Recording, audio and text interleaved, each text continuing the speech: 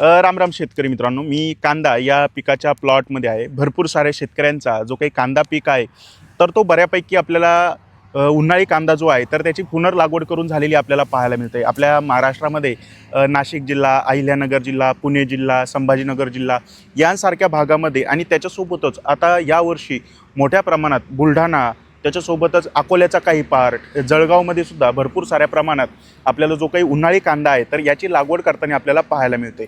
उन्हाळी कांद्यासाठी परफेक्ट पहिली महत्त्वाची फवारणी नेमकं कोणती करणं गरजेचं आहे? शेतकरी मित्रांनो, एक गोष्ट लक्षात घ्या, आपल्या यूट्यूब चॅनलवरती तुम्हाला कोणत्याही एकाच कंपनीचे जे काही औषध आहेत, एकाच कंपनीचे जे काही प्रोडक्ट आहेत तर ते सजेस्ट न करता तुम्हाला 2-3 प्रकारचे जे ऑप्शन आहेत तर ते मी इथं देण्याचा प्रयत्न करत असतो. त्याच्यामुळे मित्रांनो, निश्चितच मी जे व्हिडिओजमध्ये औषधं वगैरे सांगतो कोणतं तरी एक कॉम्बिनेशन करून आपल्याला आपल्या पिकाला फवारणी करणं गरजेचं आहे. मित्रांनो, कांदा पिकाचा जर सुरुवातीच्या काळात जर विचार केला तर आपल्याला कांद्या पिकामध्ये सगळ्यात महत्त्वाचा एक प्रॉब्लेम पाहायला मिळतो. कधी 25-30 दिवसाच्या आसपास ही जी काही कांद्याची पात आहे तर ही जमिनीच्या दिशेने जळत आलेली आपल्याला पाहायला मिळते, ज्याला आपण करपा रोग म्हणतो. तर या करपा रोगाच्या नियंत्रण करण्यासाठी आपल्याला पहिली महत्त्वाची फवारणी घेणं गरजेचं आहे. याच्या व्यतिरिक्त शेतकरी मित्रांनो, आपण आपल्या कांद्याच्या पातीचे जास्तीत जास्त फुटवे वाढीसाठी आपल्याला ही पहिली महत्त्वाची फवारणी घेणं गरजेचं आहे.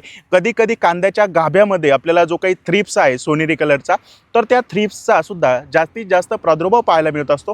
थ्रिप्स नियंत्रण करणं, त्याच्यासोबतच जो काही काळ्या रंगाचा मावा, हिरव्या रंगाचा जो काही मावा असतो तर याचा सुद्धा जास्तीत जास्त प्रादुर्भाव पाहायला मिळत असतो. तर या सगळ्या किडीचं नियंत्रण करण्यासाठी पहिली महत्त्वाची फवारणी ज्यावेळेस तुम्ही तणनाशक मारता, तणनाशक मारून झाल्यानंतर बऱ्यापैकी 4 ते 5 दिवसामध्ये ही अतिशय महत्त्वाची फवारणी करून घेणं गरजेचं आहे. एक बुरशीनाशक, एक कीटकनाशक, एक टॉनिक, एक विद्राव्य खत, असे 4 वेगवेगळ्या प्रकारचे जे काही महत्त्वाची औषधं आहेत या फवारणीमध्ये आपल्याला वापरायचे. मित्रांनो, कीटकनाशकामध्ये लॅम्बडा सायलोथ्रिन प्लस थायमोथॉक्झाम हा घटक असलेलं कोणत्याही कंपनीचं एखादं कीटकनाशक वापरा, ज्याच्यामध्ये सिजंटा कंपनीचं आलिका या नावाचं कीटकनाशक आहे.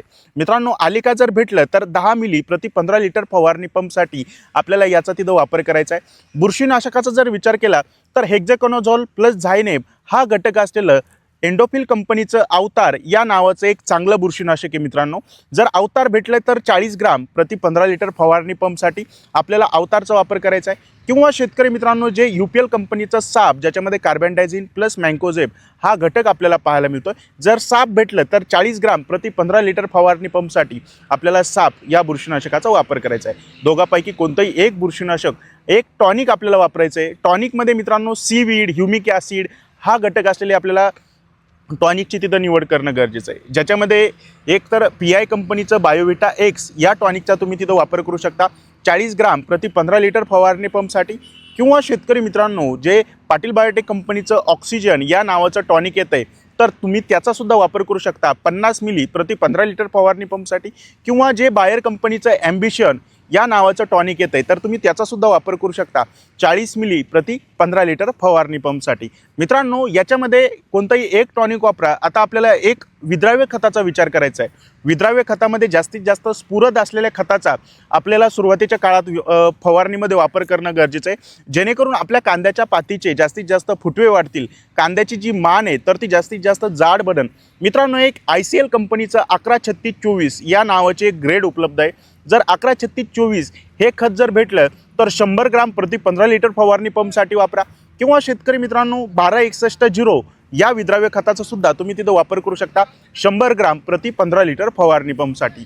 आलिका, अवतार, बायोविटा एक्स आणि त्याच्यासोबत एकतर 113624 किंवा 1261 अशा प्रकारे आपल्याला जे काही 4 औषधं आहेत सुरुवातीच्या काळात फवारणीमध्ये वापरायचे. निश्चितच थंडी जास्त आहे, दव धुकं पडतंय, आपल्या कांद्याला दव धुक्यापासून सुरक्षा मिळवण्यासाठी आपल्याला एखादं चांगलं जे काही सिलिकॉन बेस्ड स्टिकर असतं तर त्याचासुद्धा वापर करायचा आहे 5 मिली प्रति 15 लिटर फवारणी पंपसाठी. शेतकरी मित्रांनो, एकंदरीत कांदा पिकाच्या पहिल्या फवारणीचा आपला हा व्हिडिओ तुम्हाला कसा वाटला व्हिडिओच्या खाली कमेंट करून सांगा. हा व्हिडिओ जास्तीत जास्त शेतकरी मित्रांच्या व्हॉट्सअप ग्रुपला शेअर करा.